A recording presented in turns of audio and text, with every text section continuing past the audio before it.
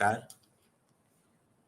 BSOC 102 આજે ચર્ચાનો topic છે જજમાની વ્યવસ્થા, જ્ઞાતિમાં આવેલા પરિવર્તનો, જ્ઞાતિ અને રાજકારણ અને જ્ઞાતિવાદને નાબૂદ કરવા માટે શું કરવું જોઈએ. આ 4 મુદ્દાઓની ચર્ચા આજે આપણા આ સેશનમાં કરીશું. સૌથી પહેલા જજમાની વ્યવસ્થા.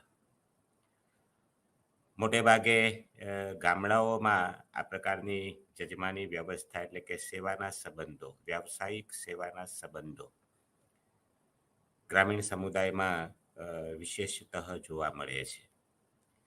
પહેલાના સમયમાં જજમાની વ્યવસ્થા એ ગામડાની એક ઓળખ હતી. આજે બદલાયેલા સમયમાં ગામડાઓમાં પણ શહેરી કલ્ચર પહોંચ્યું છે. ગામડું પણ શહેરી સ્વરૂપ ધારણ કરી રહ્યું છે. એટલે ગામડાઓમાં પણ જજમાની વ્યવસ્થાઓમાં કરારી તત્વો પ્રવેશ્યા છે. ઘણું બધું પરિવર્તન આવ્યું છે. પણ પહેલાના સમયની અંદર જ્યારે જ્ઞાતિ એના મૂળ સ્વરૂપમાં હતી, જ્ઞાતિનું જે પરંપરાગત જે સ્વરૂપ હતું, જે જડ સ્વરૂપ હતું, એ વખતે જજમાની વ્યવસ્થા એ ગામડાની એક આગવી ઓળખ હતી. જજમાની વ્યવસ્થાને સામાન્ય અર્થમાં એવું કહી શકાય કે સેવાના સંબંધો. જુદી જુદી જ્ઞાતિઓની વચ્ચે દરેક જ્ઞાતિ પોતાનો વ્યવસાય એ સેવાના ખ્યાલથી કરે છે. પોતાના વંશ પરંપરાગત જે વ્યવસાય છે એ વંશ પરંપરાગત વ્યવસાય કરીને અન્ય જ્ઞાતિઓની સેવા કરે છે. એટલે એને આર્થિક પરસ્પરાવલંબન તરીકે પણ ઓળખી શકાય. એટલે પોતાનો વ્યવસાય કરીને અન્ય જ્ઞાતિની સેવા કરવી, જેને જજમાની વ્યવસ્થા તરીકે ઓળખવામાં આવે છે. દાખલા તરીકે ગામડામાં બ્રાહ્મણ છે તો બ્રાહ્મણ પોતાની ફરજ, પોતાની ડ્યુટી સમજીને પોતાનો ધાર્મિક વિધિ વિધાન કર્મકાંડનો એ પોતે એક વ્યવસાય કરે છે અને વ્યવસાય કરીને અન્ય જ્ઞાતિઓને પોતાની સેવા પૂરી પાડે છે. લુહાર કે સુથાર કે અન્ય જે કારીગરી જ્ઞાતિઓ છે એ ખેડૂતને ખેતી કરે છે તો એને જરૂરી ઓજારો, સાધન સામગ્રી તૈયાર કરીને એને સાધનો પૂરા પાડે છે. એની પાછળ એનો સેવાનો ખ્યાલ છે. વાળંદ હોય, વાળ કાપવાનો એનો વંશ પરંપરાગત જ્ઞાતિ આધારિત ધંધો છે, રોજગાર છે, એનો વ્યવસાય છે. તો ગામના અન્ય લોકોના વાળ કાપવા એ એની સેવા છે. એમાં ક્યાંય કરારના તત્વો નથી, એમાં સ્વાર્થનો સંબંધ નથી, પરંતુ પોતાની ડ્યુટી, પોતાની ફરજ સમજીને પોતાનો વંશ પરંપરાગત વ્યવસાય કરીને અન્ય જ્ઞાતિઓની જરૂરિયાતો પૂરી પાડવાનું કામ કરે છે, અન્ય જ્ઞાતિઓની સેવા કરે છે. તો આને વ્યાવસાયિક સેવા, જજમાની સંબંધો એટલે કે વ્યાવસાયિક સેવા તરીકે ઓળખવામાં આવે છે. જજમાન એટલે જે સેવા લે છે એને જજમાન તરીકે ઓળખવામાં આવે છે અને જે સેવા આપે છે એને પરજન તરીકે ઓળખવામાં આવે છે. ગામડાની બધી જ જ્ઞાતિઓ પારસ્પરિક જજમાન અને યજમાન છે. સેવા આપનાર એ યજમાન કે પરજન છે, સેવા લેનાર એ જજમાન છે. ક્યારેક બ્રાહ્મણ જજમાન બને છે તો ક્યારેક અન્ય જ્ઞાતિઓ જજમાન બને છે, કારણ કે પારસ્પરિક એકબીજાની સાથે સંકળાયેલી છે, આર્થિક સંબંધો છે, વ્યવસાયિક સેવા છે. તો ખાસ કરીને ગામડામાં આ જજમાનની વ્યવસ્થા અથવા તો યજમાનની વ્યવસ્થા આપણને જોવા મળે છે. જજમાનની વ્યવસ્થા એ એક રૂપે જોવા જઈએ તો ગામડામાં એક કાર્યાત્મક સંબંધો સ્થાપિત કરે છે. કાર્યાત્મક. દરેક લોકોની અનેક પ્રકારની જરૂરિયાતો હોય છે અને અનેક પ્રકારની જરૂરિયાતો સંતોષવા માટે અનેક પ્રકારના કામો કરનારા લોકોની જરૂરિયાત પડે છે સમાજને. એને કાર્યાત્મક પાસું કહેવામાં આવે છે. દાખલા તરીકે ગામની અંદર વસવાટ કરનારો અ, કોઈ માની લો કે લુહાર જ્ઞાતિનો વ્યક્તિ હોય તો ફક્ત એ ઓજારો તૈયાર કરે છે, પરંતુ બાકીની એ જે એની પોતાની જરૂરિયાતો જે છે એ જરૂરિયાતો સંતોષવા માટે બીજા ઉપર આધાર રાખવો પડે છે, કારણ કે બાકીની એની પાસે આવડતો નથી.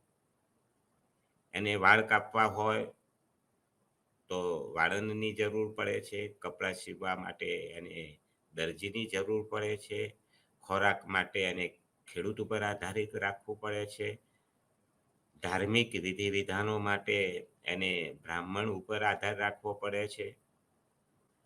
તો બીજા ઉપર આધાર રાખવું અને બીજા લોકો પોતાનો જે અ, વંશ પરંપરાગત વ્યવસાય છે એને ગળથુથીમાં શીખવાડવામાં આવેલું છે. એનું એનું એ રીતે સામાજિકરણ થયેલું છે. એટલે દરેક વ્યક્તિ એનું જેવું સામાજિકરણ થયું હોય એવા પ્રકારના વ્યવસાયો પોતાના કુટુંબમાંથી શીખે છે, પોતાના પરિવારમાંથી શીખે છે અને પોતે એ વ્યવસાયો કરે છે અને અન્ય જ્ઞાતિની જરૂરિયાતો સંતોષવાનું કામ કરે છે, જેને કાર્યાત્મક પાસું કહેવામાં આવે છે. તો ગામડાની અંદર જે જજમાની વ્યવસ્થાઓ હતી એ જજમાની વ્યવસ્થાઓ એ કાર્યાત્મક એમ કે સંબંધો સૂચવે છે, એકબીજાની સાથે સંકળાયેલા છે, સામાજિક સંબંધો નથી. રોટી બેટીનો વ્યવહાર ગામડાઓમાં જુદી જુદી જ્ઞાતિ વચ્ચે રોટી બેટીનો વ્યવહાર નથી કે નિમ્ન જ્ઞાતિઓ ઉચ્ચ જ્ઞાતિઓની સાથે સહભોજન કરે, નિમ્ન જ્ઞાતિઓને કહેવાતી ઉચ્ચ જ્ઞાતિઓ વચ્ચે એમ કે લગ્ન સંબંધો થાય, એ પ્રકારના એ સામાજિક સંબંધો ડેવલપ થતા નથી, પરંતુ કાર્યાત્મક સંબંધો છે, પોતાની જરૂરિયાતો સંતોષવા માટેના આર્થિક સંબંધો છે અને એ આર્થિક સંબંધો એ પરસ્પર એકબીજાની જરૂરિયાતો સંતોષે છે. બીજું છે, જ્યારે આવી જજમાની વ્યવસ્થા ગામડાઓમાં ખાસ કરીને હોય તો એની પાછળનો ખ્યાલ સેવાનો છે, સ્વાર્થનો નથી, આર્થિક નથી, કરાર નથી, ફક્ત સેવાનો ખ્યાલ છે. એટલે પોતે પોતાની ફરજ સમજીને પોતાની ડ્યુટી એ સારી રીતે કરે છે અને જ્યારે અન્ય જ્ઞાતિઓ પાસેથી એ જ્યારે વળતર લે છે ત્યારે વસ્તુ સ્વરૂપે વળતર લે છે. દાખલા તરીકે લુહાર જ્ઞાતિ હમણાં કહ્યું એ પ્રમાણે તો એ ઓજારો તૈયાર કરવાનું કામ કરે છે. તો ઓજાર તૈયાર કરીને ખેડૂતોને એ પ્રોવાઈડ કરે છે, આપે છે, તો ખેડૂત એનું આર્થિક જે રોકડ સ્વરૂપમાં જે છે એનું કોઈ મૂલ્ય નથી, એની કોઈ રોકડ સ્વરૂપમાં એની કોઈ કિંમત નથી. પરંતુ જ્યારે ખેડૂતના ઘરે અનાજ પાકે છે, 12 મહિને 6 મહિને જ્યારે એને ખેતીમાંથી જ્યારે ઉપજ આવે છે ત્યારે લુહારનો જે હિસ્સો જે નક્કી કર્યો હોય એટલો હિસ્સો એને આપી દે છે કે દર વર્ષે કે દર 6 મહિને કે દિવાળીએ કે કોઈ ધાર્મિક તહેવારના દિવસે ખેડૂત છે એ જ્યારે ઉપજ આવે ત્યારે એ અનાજ જે છે અમુક અનાજ બ્રાહ્મણને દાન કરે છે, અમુક અનાજ જે છે લુહાર કે અન્ય કારીગરી જ્ઞાતિઓને દાન કરે છે, એનો હિસ્સો એને આપી દે છે. એટલે ખેડૂત છે એ પણ પોતાનો વ્યવસાય કરીને અન્યની સેવા કરે છે, અન્ય જ્ઞાતિઓ જે છે પોતાનો વ્યવસાય કરીને એ અન્ય જ્ઞાતિનો જરૂરિયાત પૂરી પાડીને એ પોતે સેવાનું કામ કરે છે. એટલે જુદી જુદી જ્ઞાતિઓની વચ્ચે ફક્ત સેવાના સંબંધો છે. વાળંદ હોય તો વાળ કાપવાનો ધંધો ગામની અંદર માની લો કે 2 જ કુટુંબ છે વાળંદના અને 500 ઘર હોય તો 2 કુટુંબ જે છે એ 250 પરિવારને વહેંચી લે છે અને યજમાન કે જજમાન બને છે કે આટલા પરિવારની જવાબદારી આ કુટુંબની છે, આટલા પરિવારની જવાબદારી આ કુટુંબની છે. અને જ્યારે એ આખું વર્ષ દરમિયાન એને વાળ કાપવાનો કે દરજીનો કે સુથારી કામનો કે લુહારી કામનો કે પછી કુંભાર હોય તો એ માટલા બનાવવાનો એ વિના સ્વાર્થે એ તૈયાર કરીને અન્ય જ્ઞાતિઓને પ્રોવાઈડ કરે છે, આપે છે અને અન્ય જ્ઞાતિઓ જે છે એનો હિસ્સો રોકડ નહીં પરંતુ વસ્તુ સ્વરૂપે, પહેલાના સમયમાં આપણે સાંભળેલું છે કે પશુપાલકો ગાયોનું દાન કરતા હતા, ખેડૂતો અનાજનું દાન કરતા હતા, બ્રાહ્મણ હોય તો એ ધાર્મિક વિધિઓ કરીને એની પોતાની ફરજ બજાવીને એ જરૂરિયાત સંતોષવાનું કામ કરતા હતો. તો પરસ્પર યજમાન અને જજમાન છે. દરેક જ્ઞાતિ સાપેક્ષ રીતે કેટલીક બાબતોમાં જજમાન બને છે, કેટલીક બાબતોમાં યજમાન બને છે. યજમાન એટલે સેવા આપનાર, જજમાન એટલે સેવા લેનાર. અને એની વચ્ચેના જે સેવાના સંબંધો અને એ સેવાના સંબંધોના આધારે એની કાર્યાત્મક મહત્વ, આર્થિક પરસ્પરાવલંબન વિકસે છે ગામની અંદર. અને જ્યાં આવા સેવાના સંબંધો હોય ત્યાં એક પ્રકારની યુનિટી, એક પ્રકારનું એમ કે એકતાનું વાતાવરણ ઊભું થાય છે. તો જ્યાં આવા જજમાની અને યજમાની જે સંબંધો છે એવા સમુદાયની અંદર ખાસ કરીને આજીવિકાનું સાધન છે. ગામડાની અંદર જ્યારે પરંપરાગત જ્ઞાતિ વ્યવસ્થાઓ હતી, જ્યારે જજમાની સંબંધો હતા, ત્યારે એને વ્યવસાયની શોધ માટે એને બજારમાં પોતાની માર્કશીટ મૂકવાની જરૂર નહોતી, એને સ્પર્ધામાં ઉતરવાની જરૂર નહોતી, એને બેકારીની અનુભૂતિ નહોતી થતી. પરંતુ જન્મતાની સાથે જ એ અમુક જ્ઞાતિનો સભ્ય બની જતો હતો, જ્ઞાતિનો એને દરજ્જો આપી દેવામાં આવતો હતો. અને એ જ્ઞાતિના જે પરિવારના લોકો છે એને વારસાગત એ વ્યવસાયની તાલીમ, એટલે કે વ્યવસાયની તાલીમનું કેન્દ્ર એ પોતાનું કુટુંબ હતું. કુટુંબ પાસેથી જેમ જેમ મોટો થાય છે એમ એમ એને એની પોતાની વ્યવસાયની તાલીમ એને પોતાના પરિવાર પાસેથી મળી જતી હતી. આજીવિકાની એને ચિંતા નહોતી કે દીકરો મોટો થઈને શું કરશે, એને ચિંતા નહોતી. બ્રાહ્મણનો છોકરો હોય તો મોટો થઈને પોતાના માતા પિતા પાસેથી કેવી રીતે ધાર્મિક વિધિઓ કરવી એ પોતાના પરિવાર પાસેથી શીખી લેતો હતો. એટલે આજીવિકાનું એક સાધન હતું. ખેડૂતનો દીકરો ખેતી એના પરિવાર પાસેથી શીખી લેતો હતો. ખેતીકામ કે પશુપાલનનું કામ કે લુહારી કામ, ઓજારો તૈયાર કરવાનું કામ એ શીખવા માટે એને કોલેજ કે સ્કૂલમાં જવાની જરૂર નહોતી. જન્મ્યા પછી મા બાપને પોતાના દીકરી કે દીકરાઓને આજીવિકા એ પોતાની રોજગારી માટે એને શું કરવું એની માટે ચિંતાનો વિષય નહોતો. કારણ કે વંશ પરંપરાગત વારસામાં એને રોજગારી એને વારસામાં મળતી હતી. એટલે કે જ્યાં જજમાની સંબંધો હતા ત્યાં આજીવિકાનું સાધન એ જજમાની વ્યવસ્થાઓ હતી. કોઈ બેકાર રહેતું નહોતું. પોતાનો વંશ પરંપરાગત વ્યવસાય પોતે કરતા હતા અને જેવો વ્યવસાય એવું વળતર એને યજમાન પાસેથી, જજમાન પાસેથી એને મળી રહેતું હતું. કાર્યાત્મક એકતા એટલે કે દરેક વ્યક્તિ જે છે એ પોતાનો વ્યવસાય કરે અને વ્યવસાય કરીને જેવો વ્યવસાય એવું વળતર. વધારે અગત્યનો વ્યવસાય કરે તો એને યજમાન પાસેથી એને વધારે વળતર આપવામાં આવે. ઓછો અગત્યનો વ્યવસાય કરતા હોય તો જજમાન પાસેથી ઓછું વળતરની અપેક્ષા રાખે. એટલે કે આની જીવનશૈલી પણ એ પ્રકારની હોય. એટલે કે એક પ્રકારની એક કાર્યાત્મક એકતા હતી, એક કાર્યાત્મક યુનિટી હતી અને સમાજ વ્યવસ્થા સુચારુ રૂપથી ચાલતી હતી. એટલે કાર્યાત્મક યુનિટી, એકતા પણ જોવા મળતી હતી ગામડામાં.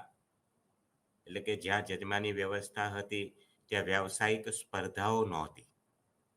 આજે જે વ્યાવસાયિક સ્પર્ધા જોવા મળે છે એવી સ્પર્ધા જજમાન અને યજમાનીની જ્યારે ગામડાની અંદર વ્યવસ્થાઓ હતી ત્યારે સ્પર્ધા નહોતી.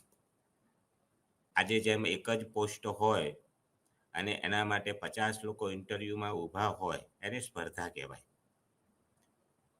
એક જ વેકન્સી હોય અને હજારો લોકો એ પોસ્ટ મેળવવા માટે સ્પર્ધામાં ઊભા હોય, હરીફાઈ કરતા હોય એકબીજાની સાથે, એની સ્પર્ધા કહેવાય.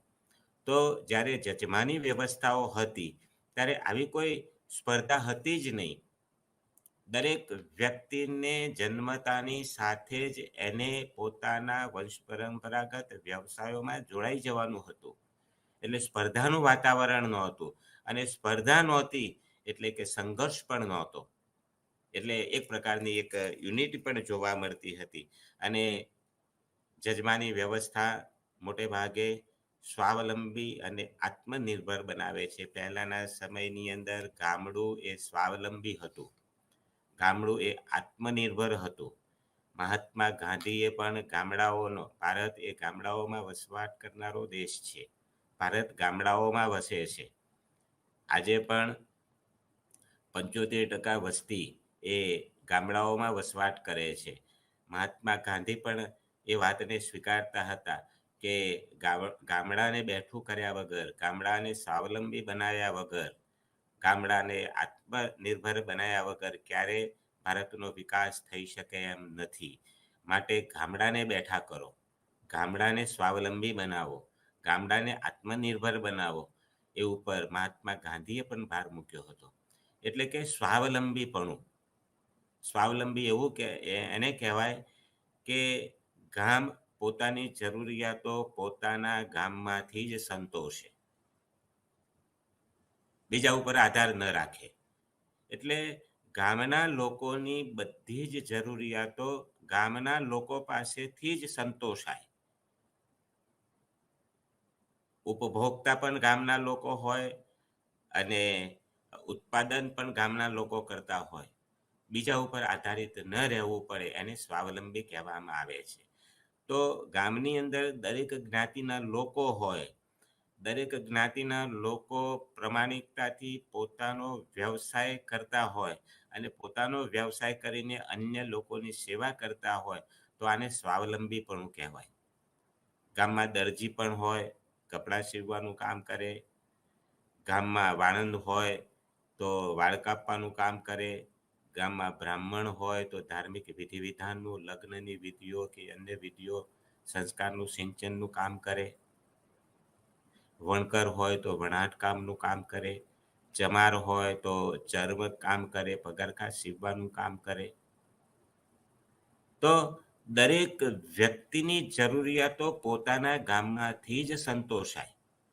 પણ જો ગામનો બ્રાહ્મણ હોય અથવા તો ગામનો બ્રાહ્મણ પોતાના વંશ પરંપરાગત વ્યવસાયને ત્યાગ કરે, તો જ્યારે લગ્ન પ્રસંગ હોય ત્યારે ગામના લોકોએ લગ્નમાં બ્રાહ્મણની જ્યારે જરૂર પડે ત્યારે બીજા ગામમાં જવું પડે, અને પરસ્પરાવલંબી કહેવાય.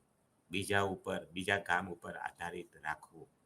અને બીજા ગામ ઉપર આધારિત રાખતો માણસ થાય ત્યારે એ શોષણનો ભોગ બને છે, બીજા ઉપર આધારિત રહેતો થાય છે, બીજાનો ગુલામ બને છે. પણ ગામનો બ્રાહ્મણ એની બધી જ જરૂરિયાતો બધા લોકો ધ્યાનમાં રાખે તો પોતાનો વ્યવસાય નહીં ત્યજે અને પોતાનો વ્યવસાય પ્રમાણિકતાથી કરશે, તો બીજા ગામમાં નહીં જવું પડે. ગામનો લુહાર હોય તો કારીગર જ્ઞાતિમાં બધા જ ઓજારો એક તૈયાર કરે. ક્યારે તૈયાર કરે? તો અન્ય જ્ઞાતિઓ એને યોગ્ય ચીજ વસ્તુઓ, એની જરૂરિયાતો સંતોષે તો એને કામ કરવાની પ્રેરણા મળશે, એ પોતાનો વંશ પરંપરાગત વ્યવસાય કરશે. તો ઓજારો માટે બીજા ગામમાં નહીં જવું પડે, એને સ્વાવલંબીપણું કહેવાય.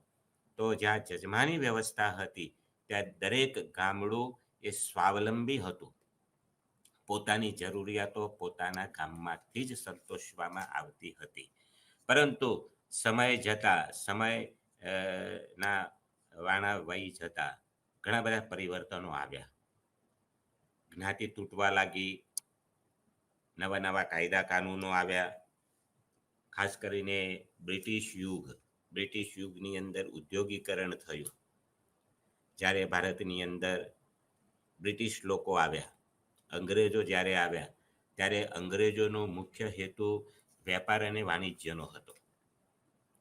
અને વેપાર વાણિજ્ય માટે એમને સૌથી પહેલાં ઉદ્યોગીકરણ કર્યું. અને ઉદ્યોગીકરણ જ્યારે થાય છે ત્યારે ગામડાના નાના અને કુટીર ઉદ્યોગો તૂટવા લાગે છે. એની સીધી અસર ગામડા ઉપર થવા લાગી. એની સીધી અસરો જે છે જ્ઞાતિના વ્યવસાયો ઉપર થવા લાગી. કારણ કે ઉદ્યોગીકરણ થયું ત્યારે ઉદ્યોગીકરણના પરિણામે, એટલે કે વીજળીથી ચાલતા યાંત્રિક સાધનો આવ્યા. અને યાંત્રિક સાધનો આવતા એ ઓછી મહેનતે વધુ ઉત્પાદન થાય, ઓછી મહેનતે ક્વોલિટીવાળો એમ કે માલ મળે. ત્યારે સ્વાભાવિક રીતે ગામડાની અંદર હાથથી વણેલા કપડાઓ કે હાથથી તૈયાર કરેલા અથવા તો માનવ શ્રમથી તૈયાર થયેલા ઓજારો, એની ક્વોલિટી કરતાં યંત્રોથી ઉત્પાદિત થયેલી ચીજ વસ્તુઓ એક આકર્ષણ જન્માવે છે અને ઓછો શ્રમ એમાં જાય છે, એટલે કે સસ્તી પણ મળે છે. એટલે ઉદ્યોગીકરણ જે છે, ઉદ્યોગીકરણના પરિણામે ચીજ વસ્તુઓ બજારમાં સસ્તી મળે, ક્વોલિટીવાળી મળે, એટલે સ્વાભાવિક રીતે ગામડાના નાના કુટીર ઉદ્યોગોમાં તૈયાર થયેલી ચીજ વસ્તુઓ બજારમાં ટકી શકે નહીં. દાખલા તરીકે ગામડામાં વસવાટ કરનારો વણકર, એનો પરંપરાગત વ્યવસાય વણાટનો છે, તો વણાટની સાથે એનો આખો પરિવાર જોડાયેલો છે. વણાટની કામની અંદર કુટુંબના માનો કે 10 સભ્યો હોય તો 10 સભ્યોનું એનું જે પરિવાર છે એ વણાટ સાથે જોડાયેલું છે. એ એક અઠવાડિયું મહેનત કરે છે ત્યારે 2 મીટર કાપડ તૈયાર કરી શકે છે. તો એ 2 મીટર કાપડ તૈયાર કરવાની અંદર 10 લોકોએ એક અઠવાડિયું સુધી મહેનત કરી છે. એટલે એ 2 મીટર કાપડ છે જ્યારે બજારમાં મૂકે છે ત્યારે કમસે કમ પોતાની ભૂખ સંતોષાય એટલી કિંમત તો એને બજારમાં એટલી કિંમતે એને પોતાનું કાપડ વેચવું પડે. એનાથી ઓછી કિંમતે જો કાપડ વેચવા જાય તો પોતાના પેટનો ખાડો પૂરાતો નથી.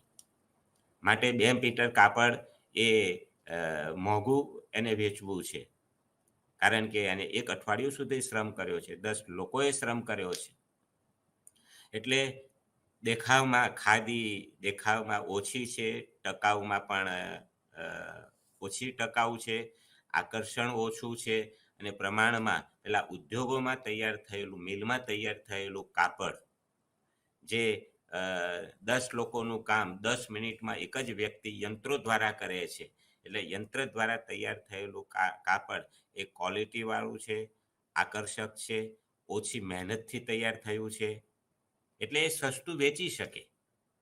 તો બજારની અંદર પેલી ખાદી નહીં ટકે, પણ મિલમાંથી તૈયાર થયેલું પેલું 2 મીટર કાપડ એ બજારમાં ટકે છે, વેચાય છે, કારણ કે પ્રમાણમાં સસ્તું છે, આકર્ષક છે, ટકાઉ છે. એટલે બજારમાં આવા કુટીર ઉદ્યોગો છે, એ કુટીર ઉદ્યોગોનું બજાર ખતમ થતું ગયું.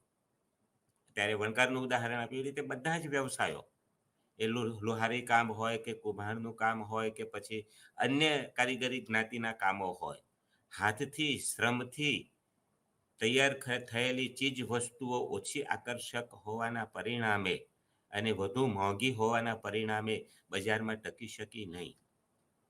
અને ધીમે ધીમે આ ઉદ્યોગીકરણના પરિણામે જ્ઞાતિના વંશ પરંપરાગત જે વ્યવસાયો હતા એ વંશ પરંપરાગત વ્યવસાયો તૂટવા લાગ્યા. રોજગારી છીનવાઈ, લોકોની રોજગારી છીનવાઈ ગઈ. કાયદા કાનૂન ના પરિણામે જ્ઞાતિઓ તૂટવા લાગી. જ્ઞાતિઓનું પરંપરાગત જે રૂઢિચુસ્ત જે એમ કહેવાય કે જે સ્વરૂપ હતું, જળ મજબૂતાઈ વાળું જે સ્વરૂપ હતું એ તૂટવા લાગ્યું, ઓછું મજબૂત થવા લાગ્યું. અને જ્યાં વ્યક્તિવાદી મૂલ્યો પણ વિકસતા થયા. જ્યારે વ્યક્તિ આખા પરિવારની ચિંતા કરતો હતો, હવે બ્રિટિશ યુગ વખતે વ્યક્તિવાદી ફક્ત વ્યક્તિ પોતે પોતાની ચિંતા કરવા લાગ્યો. વ્યક્તિ વ્યવસાય માટે વંશ પરંપરાગત નહીં, પરંતુ એની વ્યક્તિગત લાયકાત કેટલી છે એ અંકાવા લાગી. એટલે ધીમે ધીમે આ જજમાની સંબંધો જે છે એમાં ઘણો બધો બદલાવ આવ્યો.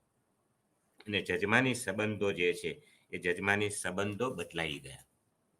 આજે પણ આ બધી જ જરૂરિયાતો સમાજ છે, સમાજની અંદર વ્યક્તિને બધી જ જરૂરિયાતો જે પહેલાં હતી એ આજે પણ છે. પહેલાં કપડાં પહેરવાની જરૂરિયાત હતી, આજે પણ કપડાં પહેરે છે. પહેલાં એને વાળ કાપવાની જરૂરિયાત હતી, આજે પણ વાળ કપાવવાની જરૂરિયાત છે. પહેલાં જે ખોરાક ખાતો હતો એવો જ ખોરાક આજે પણ એને જરૂર છે. પહેલાં એને કુંભાર જ્ઞાતિએ બનાવેલા માટલા આજે પણ એને ઠંડુ પાણી પીવા જોઈએ છે. પહેલાં પણ ઠંડુ પાણી પીતો હતો. આજે ખેડૂત જે છે અનાજ પકવે છે, પહેલાં પણ ખેડૂત અનાજ પકવતો હતો. પરંતુ બદલાવ આ સંબંધોમાં આવ્યો છે. જ્યાં સેવાના સંબંધો હતા ત્યાં કરારના તત્વો પ્રવેશ્યા છે. આજે સેવાનો ખ્યાલ નાબૂદ થયો છે. વેપાર વાણિજ્યનો વિકાસ થયો છે. પહેલાં કુંભાર જ્ઞાતિ માટલું તૈયાર કરીને એ મફતમાં એટલે કે પોતાની સેવા સમજીને અન્ય જ્ઞાતિઓને આપતા હતા. આજે આપણે માટલું ખરીદવા જઈએ તો ત્યાં તરત જ એની સામે એ રોકડ કિંમત માગે છે. આજે વાળ કપાવવા જઈએ તો વાણંદ છે, વાળ કાપીને તરત જ એનું રોકડ વળતર માગે છે. અને વાળ કાપનાર અને વાળ કપાવનાર એની વચ્ચે કોઈ સેવાનો ખ્યાલ નથી, ફક્ત કરારનો સંબંધ છે. વાળ કાપવા બેઠા હોય જે 10 મિનિટ થાય એ 10 મિનિટ જ એ ફક્ત પૈસાનો એક સ્વાર્થ છે. એની વચ્ચે કોઈ સામાજિક કે કોઈ લાગણીના સંબંધો નથી.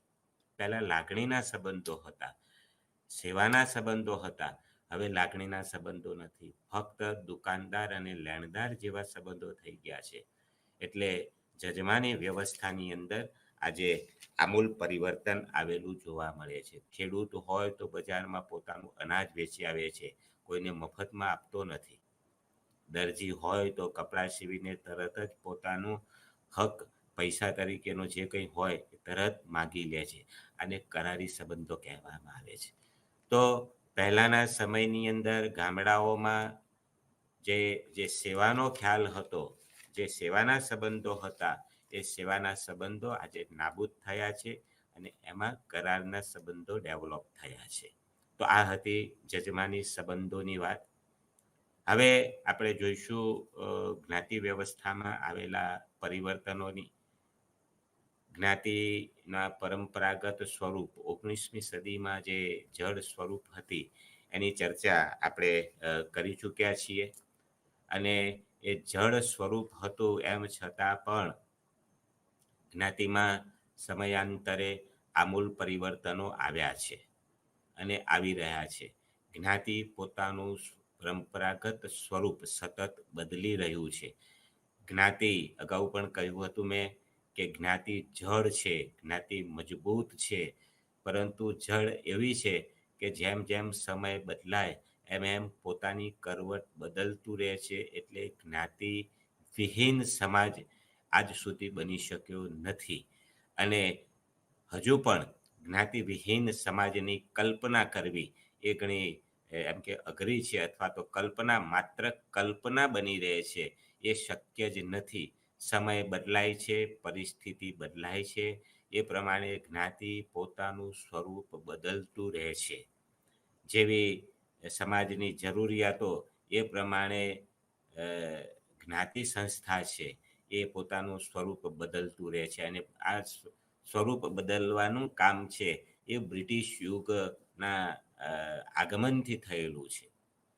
બ્રિટિશરો જ્યારે, અંગ્રેજો જ્યારે ભારતમાં આવ્યા ત્યારે ફક્ત એ અંગ્રેજો ફિઝિકલી આવ્યા નહોતા, પરંતુ પોતાનું કલ્ચર, પોતાની વિચારસરણી લઈને ભારતમાં આવ્યા હતા.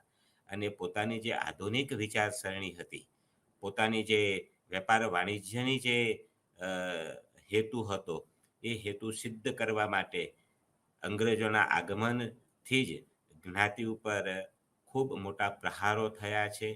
જ્ઞાતિનું પરંપરાગત સ્વરૂપ બ્રિટિશ યુગ દરમિયાન જ બદલાયું છે. હમણાં કહ્યું એ પ્રમાણે કે ભારતમાં જ્યારે અંગ્રેજો આવ્યા ત્યારે પહેલું એમને કામ કર્યું હતું ઉદ્યોગીકરણ સ્થાપવાનું કામ કર્યું હતું. અને આ ઉદ્યોગીકરણના પરિણામે જે જ્ઞાતિના જે પરંપરાગત, વંશ પરંપરાગત જે વ્યવસાયો હતા, એ વ્યવસાયો પડી ભાંગ્યા. વ્યવસાયો બજારમાં ટકી શક્યા નહીં. અને વ્યાપક પ્રમાણમાં ભારતની અંદર ઉદ્યોગીકરણ થયું. અને એ ઉદ્યોગીકરણના પરિણામે જ્ઞાતિના નાના નાના કુટીર ઉદ્યોગો નાબૂદ થયા. અને એ કુટીર ઉદ્યોગો નાબૂદ થવાના પરિણામે ગામડાનો બેકાર કારીગર વર્ગ જે છે, પોતાની રોજીરોટી માટે, પોતાના ધંધા રોજગાર માટે નવા વ્યવસાયોમાં એને પ્રવેશ કરવાની એને ફરજ પડી.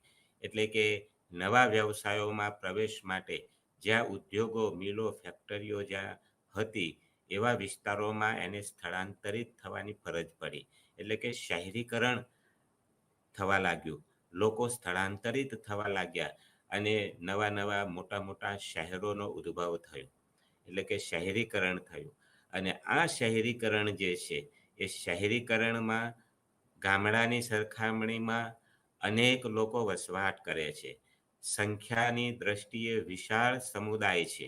શહેરીકરણ થતાની સાથે જ અનેક લોકો અનેક પ્રકારના વ્યવસાયોમાં એક સાથે જોડાય છે.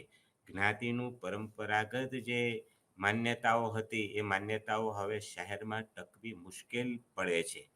દાખલા તરીકે મુસાફરી કરવી હોય તો મુસાફરીમાં રેલવેની અંદર એક સીટની અંદર બેસનારા લોકો, મુસાફરી કરનારા લોકો કઈ જ્ઞાતિના છે એ કોઈને ખબર નથી. એટલે કે જ્ઞાતિનું જે પેલું લક્ષણ હતું કે પડછાયો પડવાથી પણ અભડાઈ જવાય છે, સ્પર્શથી પણ અભડાઈ જવાય છે, એવા ખ્યાલો હવે શહેરોમાં ટકવા મુશ્કેલ થવા લાગ્યા. શહેરમાં આવ્યા પછી જે વ્યવસાયનું લક્ષણ હતું એ વ્યવસાયનું લક્ષણ પેલું જે વંશ પરંપરાગત હતું એની જગ્યાએ હવે વ્યક્તિગત જે બાબતો છે એને પ્રાધાન્ય આપવામાં આવ્યું. એટલે કે વ્યક્તિગત લાયકાતોને પ્રાધાન્ય આપવામાં આવ્યું.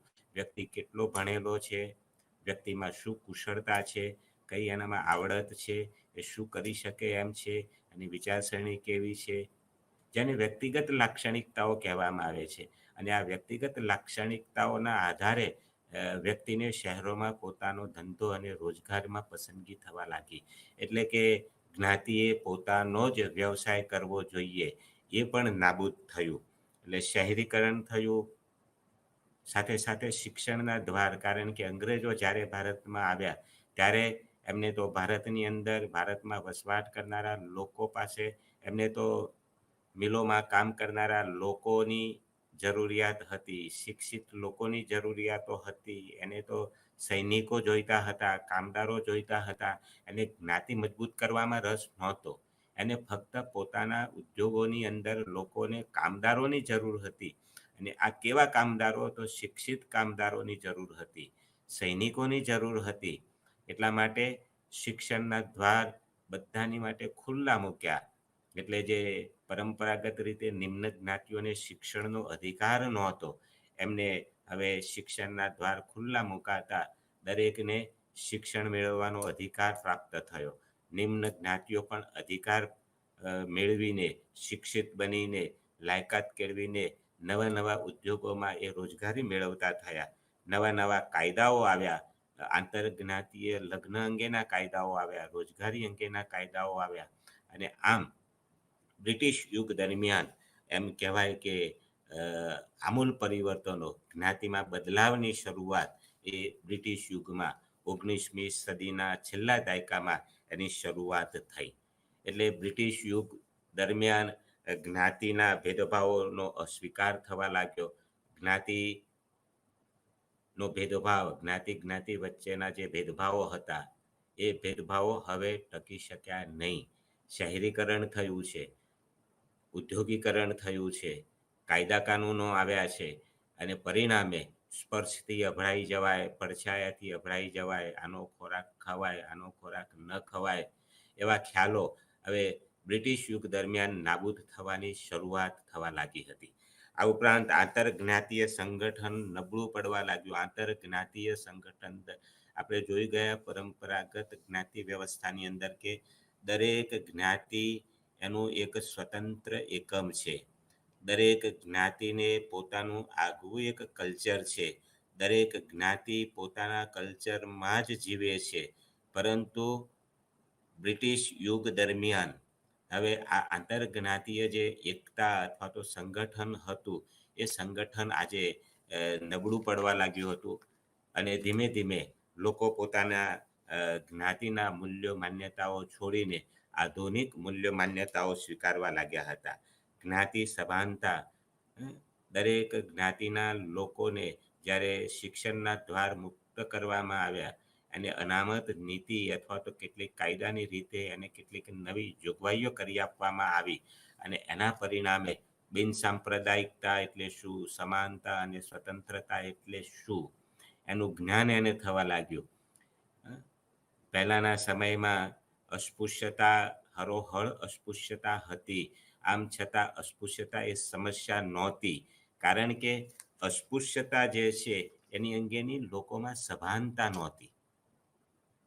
સમસ્યા ત્યારે બને છે કે લોકો એનાથી સભાન બને, જાગૃત બને, પરંતુ અસ્પૃશ્યતાનું સમાધાન પહેલા સમયમાં લોકોને કર્મ અને પુનર્જન્મના આધારે એની સમાધાન મળી જતું હતું કે અસ્પૃશ્ય લોકોને ઉપર અત્યાચારો થાય તો પણ એ લોકો ગયા જન્મમાં કરેલા પાપ આ જન્મમાં ભોગવવા પડે એમ માનીને અત્યાચારોને સહન કરી લેતા હતા. પરંતુ બ્રિટિશ યુગ દરમિયાન જનજાગૃતિના કાર્યક્રમો થયા. સ્વતંત્રતા માટેના મહાત્મા ગાંધી અને અન્ય જે રાષ્ટ્રનેતાઓ હતા એમના દ્વારા જે સ્વતંત્ર સંગ્રામો અને જે સ્વતંત્રતા માટેની જે ઝુંબેશો શરૂ થઈ હતી અને એના પરિણામે જ્ઞાતિની સભાનતા લોકોમાં આવી, આધુનિક મૂલ્યોની સમજ લોકોમાં આવી અને પછાતપણું એટલે શું, આધુનિકતા એટલે શું, એની જ્યારે સભાનતા આવી ત્યારે લોકોને સમજાયું કે જ્ઞાતિ એ અમુક સ્થાપિત હિતોએ ઉપજાવી કાઢેલી વ્યવસ્થા છે. વ્યક્તિ ઈચ્છે તો પોતાના પછાતપણામાંથી પોતે બહાર નીકળી શકે એમ છે. એવી સભાનતા લોકોમાં આવી અને આ જ્ઞાતિ સભાનતા આવવાના પરિણામે જ્ઞાતિ ધીમે ધીમે એની જડતા જે છે એ જડતા બ્રિટિશ યુગ વખતે જ એ નાબૂદ થવા લાગી. નિર્ણાયક જ્ઞાતિનો જે દરજ્જો જે છે એ જન્મદત્ત હતો. જ્ઞાતિનો દરજ્જો એ જન્મગત હતો. જન્મથી જ એને અમુક જ્ઞાતિનો વ્યવસાયનો એને દરજ્જો મળતો હતો. એ નિર્ણાયક દરજ્જાની અંદર એમાં પણ બ્રિટિશ યુગ દરમિયાન બદલાવ આવ્યો. હવે નિર્ણાયક તરીકે અન્ય પરિબળો ઉમેરાયા. વ્યક્તિગત લાયકાત એમાં ઉમેરાઈ. જન્મ નહીં પરંતુ જન્મ પછી વ્યક્તિએ કેટલું શિક્ષણ મેળવ્યું છે, વ્યક્તિની લાયકાત એટલે કે એની આવડત શું છે, એને કોમ્પ્યુટરનું જ્ઞાન છે કે નહીં, એને ભાષાનું જ્ઞાન છે કે નહીં, એ યંત્રમાં કામ કરી શકે એમ છે કે નહીં, આવી વ્યક્તિગત લાયકાતોના આધારે એને વ્યવસાયો પ્રાપ્ત થવા લાગ્યા. એટલે જન્મ નહીં પરંતુ વ્યક્તિગત લાયકાત એ જ વ્યવસાયનું એક ધોરણ બનવા લાગ્યું. એટલે જ્ઞાતિની જે પરંપરાગત જે જડતા હતી એ પણ નાબૂદ થવા લાગી. કોટિક્રમ વ્યવસ્થા, એ જે ઊંચ નીચના ભેદભાવોવાળી જે વ્યવસ્થા હતી એ પણ એનું સ્વરૂપ જે છે એ બ્રિટિશ યુગની અંદર બદલાવા લાગ્યું છે. તો ઉચ્ચ જ્ઞાતિના કેટલાક વિશેષ અધિકારો અને નિમ્ન જ્ઞાતિઓના જે નાગરિક અને ધાર્મિક જે અસમર્થતાઓ હતી એ પણ બ્રિટિશ યુગ દરમિયાન એ નાબૂદ થવા લાગી. ટૂંકમાં જ્ઞાતિમાં જે બદલાવ છે, જ્ઞાતિમાં જે પરિવર્તન છે, એ પરિવર્તન એ બ્રિટિશ યુગથી એના મંડાણ થયા છે. બ્રિટિશરો જો કદાચ અતિશયોક્તિ હું ન કરતો હોઉં તો એમ કહી શકાય કે જો ભારતમાં જે બ્રિટિશરો આવ્યા અને બ્રિટિશરોના આગમનથી જ આ પરંપરાગત જ્ઞાતિ વ્યવસ્થાનો બદલાવ થયો છે. જો ભારતમાં બ્રિટિશરો ન આવ્યા હોય તો ભારત પણ આજે પરંપરાગત જે જ્ઞાતિ વ્યવસ્થાનું જે સ્વરૂપ હતું એ સ્વરૂપ આટલું બધું બદલાયું ન હોત. આ બ્રિટિશ યુગ દરમિયાન જે શરૂ થયેલી જ્ઞાતિ બદલાવની જે પ્રક્રિયા છે એ જ્ઞાતિ બદલાવની પ્રક્રિયા એ બ્રિટિશ યુગ પછી પણ એમાં એ અટકી નથી. એટલે કે બ્રિટિશ યુગ પછી પણ બદલાવની જે પરિસ્થિતિ છે વધારે સક્રિય બની છે. બદલાવ છે એ વધારે ઝડપી બન્યો છે. બ્રિટિશ યુગ એની ગુલામીમાંથી ભારત જ્યારે સ્વતંત્ર બન્યું, સ્વતંત્રતા પછી કેટલાક નવા પરિબળો, જૂના પરિબળો તો હતા જ કે ઉદ્યોગીકરણની શરૂઆત થયું હતું, શહેરીકરણની શરૂઆત થઈ હતી, શિક્ષણના દ્વાર બધા માટે ખુલ્લા મૂકવામાં આવ્યા હતા, કેટલાક જનજાગૃતિના સુધારણાવાદી આંદોલનો થયા હતા, વાહન વ્યવહાર અને સંદેશા વ્યવહારના સાધનોનો આમૂલ પ્રચાર અને પ્રસાર થયો હતો. તો આ બ્રિટિશ યુગમાં જે ઉદ્ભવેલા જે નવા જે પરિબળો હતા એ પરિબળોના પરિણામે ભારતની જે પરંપરાગત જ્ઞાતિ વ્યવસ્થામાં આમૂલ પરિવર્તનો આવ્યા. પરંતુ સ્વતંત્ર ભારતની અંદર આ પરિબળોની સાથે સાથે કેટલાક નવા પરિબળો પણ ઉમેરાયા અને આ નવા પરિબળોના પરિણામે ભારતની અંદર એમ કે પરિવર્તન ની ગતિ જે છે એ વધારે તેજ બની છે. સ્વતંત્રતા પછી ભારતનું બંધારણ એ નવું પરિબળ છે. સ્વતંત્રતા પછી ભારતમાં નવું બંધારણ આવ્યું અને બંધારણની અંદર બિનસાંપ્રદાયિકતા, સમાનતા, સ્વતંત્રતા, બંધુતા આવા જે મૂલ્યો આવ્યા, લોકશાહી, અને એ મૂલ્યોના પરિણામે વ્યક્તિનું મહત્વ વધ્યું, જ્ઞાતિનું મહત્વ નહીં. બિનસાંપ્રદાયિકતા એટલે દરેક વ્યક્તિને વ્યક્તિગત લાયકાતના ધોરણે એની ઓળખ આપવી, એની જ્ઞાતિ કે ધર્મના આધારે નહીં.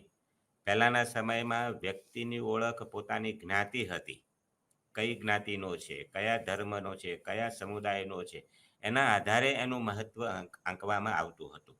પરંતુ સ્વતંત્રતા પછી બિનસાંપ્રદાયિકતાના મૂલ્યોને, બંધારણની અંદર બિનસાંપ્રદાયિકતાના મૂલ્યને મહત્વ આપવામાં આવ્યું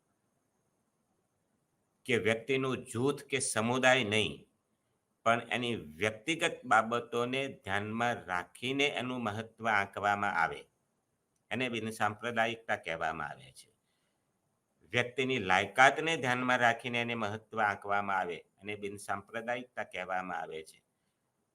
દાખલા તરીકે ઇન્ટરવ્યૂ હોય ને ઇન્ટરવ્યૂની અંદર પસંદગી વ્યક્તિની વ્યક્તિગત લાયકાતોને કેન્દ્રમાં રાખીને કરવામાં આવે તો આને બિનસાંપ્રદાયિકતા કહેવાય. એની આવડતને ધ્યાનમાં રાખીને એની પસંદગી કરવામાં આવે તો એને બિનસાંપ્રદાયિકતા કહેવામાં આવે. પરંતુ ઇન્ટરવ્યૂ લેનાર વ્યક્તિ કઈ જ્ઞાતિનો છે, કયા ધર્મનો છે, ગામનો છે કે શહેરનો છે, આવા જૂથનો પરિચય લઈને જો એની નોકરી આપવામાં આવે તો એને બિનસાંપ્રદાયિકતા ન કહેવાય. બિનસાંપ્રદાયિકતા એ કોઈ પણ જ્ઞાતિનો હોય, કોઈ પણ ધર્મનો હોય, પરંતુ નોકરી માટે એને કોમ્પ્યુટરનું જ્ઞાન જરૂરી છે તો શું એને કોમ્પ્યુટરનું જ્ઞાન એની પાસે છે કે નહીં? એની પાસે અમુક પ્રકારની ડિગ્રી નોકરી માટે આવશ્યક છે તો એ ડિગ્રી છે કે નહીં? અન્યની સરખામણીમાં એની પાસે વિશેષ કઈ લાયકાતો છે, એને કેન્દ્રમાં રાખીને પસંદગી કરવામાં આવે એને બિનસાંપ્રદાયિકતા કહેવામાં આવે છે. અને ભારતના બંધારણની અંદર આવા બિનસાંપ્રદાયિકતાના મૂલ્યને પ્રાધાન્ય આપવામાં આવ્યું છે, નહીં કે ધર્મ કે જ્ઞાતિને. સ્વતંત્રતાના મૂલ્યને પ્રાધાન્ય આપવામાં આવ્યું છે. દરેક વ્યક્તિને પોતાના વ્યવસાય માટે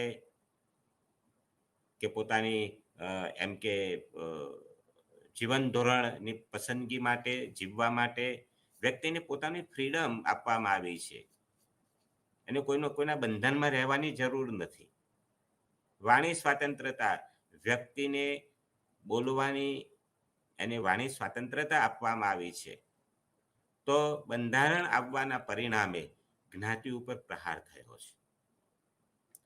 ઉદ્યોગીકરણ જે શરૂ થયું હતું એ ઉદ્યોગીકરણમાં વેગ આવ્યો છે. શહેરીકરણની પ્રક્રિયા બ્રિટિશ યુગ વખતે શરૂ થઈ હતી. એ શહેરીકરણ અટક્યું નથી. શહેરીકરણમાં સ્વતંત્ર ભારતની અંદર વેગ આવ્યો છે. નાના શહેરો આજે મોટા શહેરોમાં રૂપાંતરિત થઈ રહ્યા છે. નગરો મહાનગરો બની રહ્યા છે. ગામડું શહેરી સ્વરૂપ ધારણ કરી રહ્યું છે. ગામડાઓમાં પણ નાના કુટીર ઉદ્યોગોની જગ્યાએ મોટા મોટા ઉદ્યોગો અને મિલો અને ફેક્ટરીઓ સ્થપાવા લાગી છે. એને પ્રાધાન્ય આપવામાં આવી રહ્યું છે. લોકોને આમાં રોજગારી મળવા લાગી છે. શહેરીકરણની પ્રક્રિયા સ્વતંત્ર ભારતની અંદર અટકી નથી, એને વેગ મળ્યો છે. નવા નવા કાયદાઓ આવ્યા છે અને કાયદાઓના પરિણામે જ્ઞાતિની પરંપરાગત જે જડ માન્યતાઓ હતી એ માન્યતાઓ હવે ટકી શકી નથી. તો નવું બંધારણ આવ્યું, કાયદા કાનૂનો આવ્યા, શિક્ષણને વેગ મળ્યો, ઉદ્યોગીકરણને વેગ મળ્યો, શહેરીકરણને પણ વેગ મળ્યો છે. અને એનું પરિણામ એ આવ્યું છે કે સ્વતંત્ર ભારતની અંદર જ્ઞાતિ વ્યવસ્થામાં આમૂલ પરિવર્તનો આવ્યા છે. આમૂલ પરિવર્તનોમાં પહેલાં આપણે જોયું હતું કે પરંપરાગત જ્યારે 19મી સદીમાં જ્ઞાતિનું જે સ્વરૂપ હતું જળ હતું, જુદા જુદા ખંડોમાં વિભાજિત થયેલો સમાજ હતો, તો આજે એમાં પરિવર્તન આવ્યું છે. આજે આ બધા પરિબળોના પરિણામે જોઈએ છીએ કે જ્ઞાતિની કોટિક્રમ વ્યવસ્થા જે છે એ બદલાઈ છે. જ્ઞાતિની પંચાયતની જે ઢબ છે એ બદલાઈ છે. દરેક જ્ઞાતિનું એક આગવું પંચ હોય છે, આગવી એક પંચાયત હોય છે. અને પંચાયતનું કામ શું છે? તો પંચાયતનું કામ એ પોતાની જ્ઞાતિના સભ્યોના વર્તનને એના ઉપર નિયંત્રણ મૂકવાનું કામ એ જ્ઞાતિ પંચનું કામ છે. જ્ઞાતિના લોકો જ્ઞાતિના મૂલ્યો, માન્યતાઓ, રીત રિવાજો, ધોરણો એનો ભંગ ન કરે, એનાથી બહાર ન નીકળી જાય, એની ચોકી કરવાનું કામ એ જ્ઞાતિ પંચાયતનું છે. જેમ કે પોતાની જ્ઞાતિના સભ્યો, યુવાન દીકરી દીકરાઓ અન્ય જ્ઞાતિમાં લગ્ન ન કરે, અને લગ્ન કરે તો એની શિક્ષા કરવી, એ જ્ઞાતિ પંચનું કામ છે. તો જ્ઞાતિ પંચ જે છે એ જ્ઞાતિના લોકોના વર્તન ઉપર નિયંત્રણ રાખવાનું કામ એ જ્ઞાતિ પંચાયતો કરતી હતી. પણ હવે આ જ્ઞાતિ પંચનું જે પરંપરાગત જે કામ હતું, એ કામ એટલે કે જ્ઞાતિ પંચાયતનું જે નિયંત્રણો જે હતા, એ નિયંત્રણો હવે પોતાના સભ્યો ઉપર એ નિયંત્રણો રહ્યા નથી. હવે જ્ઞાતિના લોકો પોતાનું જ્ઞાતિ પંચ કે એ પ્રમાણે કરવા માટે આજે તૈયાર નથી. નિયંત્રણ ઓછું થતું ગયું છે, અંકુશ ઘટ્યો છે. જ્ઞાતિ પંચનો અંકુશ ઘટે, વ્યક્તિ પોતાના વર્તનમાં સ્વતંત્ર બની જાય, તો જ્ઞાતિ પંચને પણ ગમતું નથી.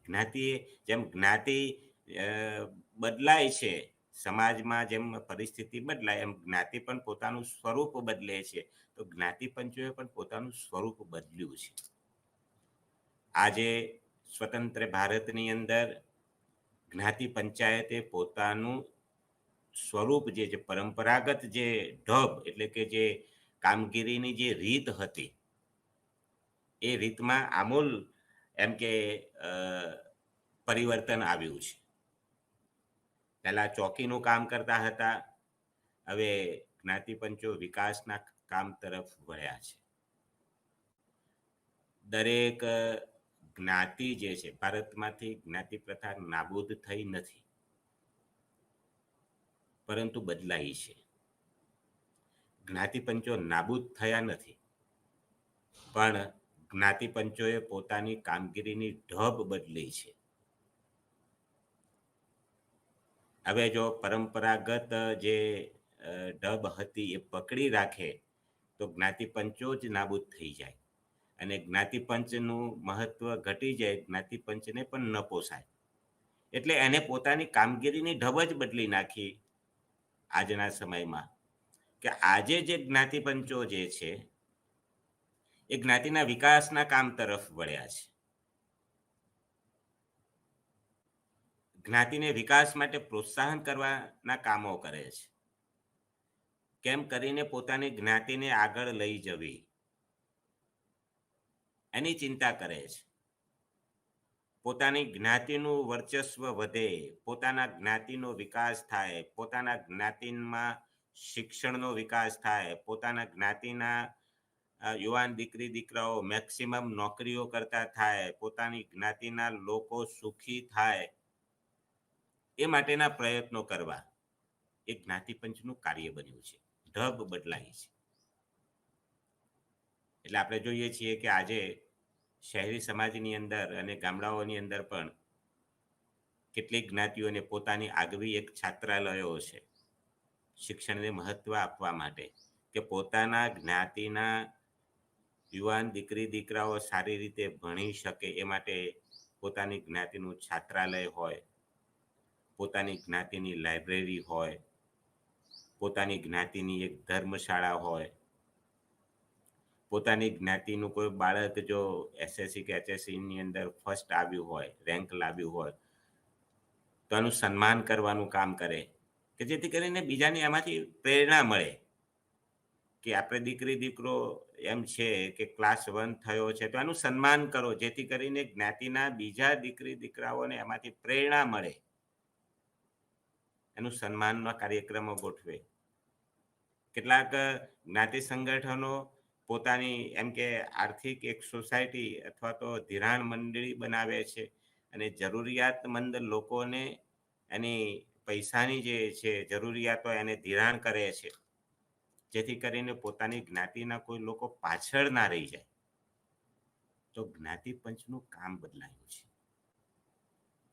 અને એના જ પરિણામે આજે જ્ઞાતિ પંચ દરેક જ્ઞાતિમાં જોવા મળે છે, નાબૂદ નથી થયું.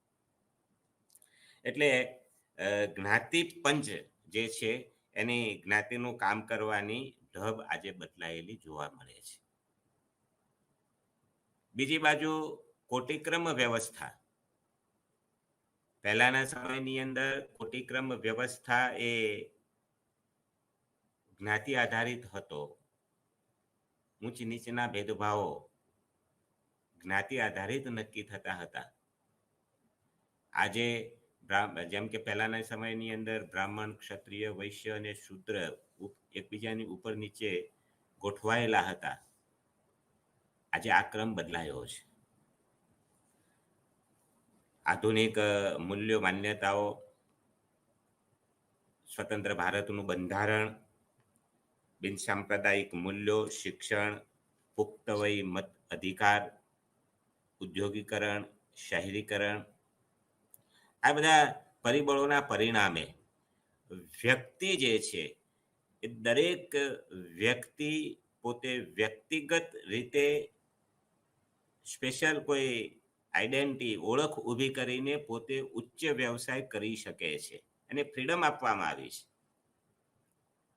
એટલે કે નિમ્ન જ્ઞાતિઓ જે છે એ નિમ્ન જ્ઞાતિઓ પણ ઉચ્ચ અભ્યાસ કરીને સારી નોકરી મેળવી શકે છે, હાયરાર્કીમાં ઉપર જઈ શકે છે. આઈએએસ કે આઈપીએસ કે ક્લાસ 1 2 એ એક્ઝામ આપીને એને કોઈ રોકી શકતું નથી. એટલે એ ક્લાસ 1 2 થઈને એ પોતાની હાયરાર્કી જે સૌથી નીચે હતો એ સૌથી ઉપર જઈ શકે છે, પોતાનું જીવન ધોરણ બદલી શકે છે. બંધારણની અંદર જે સમાનતા અને સ્વતંત્રતાના જે મૂલ્યો અને લોકશાહી જે મૂલ્યો આપ્યા, અને લોકશાહી મૂલ્યોના પરિણામે દરેક જ્ઞાતિને ઉપર જવાની તક મળી છે. અને વિશેષતઃ જે નિમ્ન જ્ઞાતિઓ હતી, જેની ઉપર વર્ષોથી, સદીઓથી માનવ અધિકાર પણ છીનવી લેવામાં આવ્યો હતો, એવી જ્ઞાતિઓને અનામત પ્રથા વિશેષ જોગવાઈ કરીને એને સ્પેશિયલ વ્યવસ્થાઓ કરી આપવામાં આવી છે, જેથી કરીને એ પોતાનું સ્થાન ઉપર લઈ જઈ શકે. એટલે સ્ત્રી હોય કે નિમ્ન જ્ઞાતિના લોકો હોય, અનામતનો લાભ લઈને, સારું શિક્ષણ મેળવીને, કાયદા કાનૂનનો ઉપયોગ કરીને એ નિમ્ન સ્થાનમાંથી ઉપલા સ્થાન સુધી પહોંચી શકે છે. પોતાનું જીવન ધોરણ, પોતાની જીવનશૈલી એ ઉચ્ચ જ્ઞાતિઓના જેવી જીવનશૈલી એ પોતે પ્રાપ્ત કરી શકે છે. આ પરિસ્થિતિ આજે સ્વતંત્ર ભારતમાં શક્ય બની છે. એટલે જે કોટિક્રમ વ્યવસ્થા, જે પરંપરાગત જે ઊંચી નીચના ભેદભાવો હતા, એ ભેદભાવોનું સ્વરૂપ બદલાયું છે. નિમ્ન જ્ઞાતિઓ અથવા તો જે ઉચ્ચ અને નિમ્નની વચ્ચેની જે જ્ઞાતિઓ હતી, એ બધી જ જ્ઞાતિઓ સંસ્કૃતિકરણનું અથવા તો પશ્ચિમીકરણનું અનુકરણ કરીને પોતાનું સ્થાન એ ઉપર લઈ જઈ શકે છે, પોતાનું જીવનશૈલી એ પોતે સુધારી શકે છે.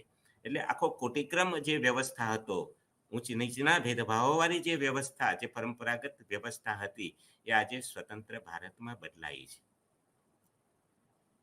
નિમ્ન જ્ઞાતિનો વ્યક્તિ પણ આજે મિનિસ્ટર બની શકે છે. અને પહેલાના સમયની અંદર અડવાથી પણ અભળાઈ જવા એવા ખ્યાલો હતા, આજે નિમ્ન જ્ઞાતિનો વ્યક્તિ મિનિસ્ટર બને છે અને ઉચ્ચ જ્ઞાતિની લોકો પણ એને